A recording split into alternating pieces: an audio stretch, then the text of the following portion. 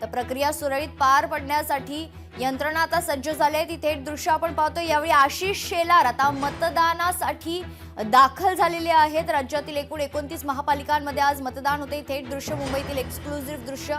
यावेळी आशिष शेलार देखील आपला मतदानाचा हक्क बजावण्यासाठी मतदान केंद्रावर दाखल झालेले आहेत। आज हजारो उमेदवारांचं खरं तर भवितव्य, जनतेचा कौल या मतदान पेटीमध्ये खरं तर कैद होणार आहे। आणि याच क्रमात ही थेट दृश्य यावेळी भाजपाचे प्रमुख नेते मंत्री आशिष शेलार देखील यावेळी मतदानाचा हक्क बजावण्यासाठी या ठिकाणी दाखल झालेले आहेत। आता मतदानाला खऱ्या अर्थानं सुरुवात झालेली आहे।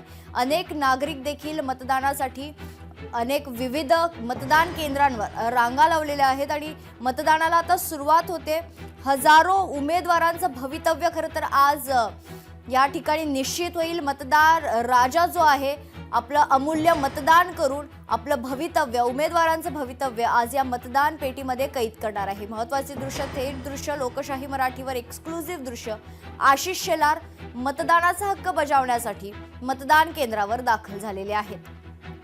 यासोबतच संपूर्ण राज्यात 29 महानगरपालिकांमध्ये आज निवडणुकीसाठी मतदान होतंय आणि महापालिका निवडणुकीची रणधुमाळी गेल्या 2 महिन्यांपासून आपण पाहतोय। जेव्हापासून निवडणुका जाहीर झाल्या तेव्हापासून।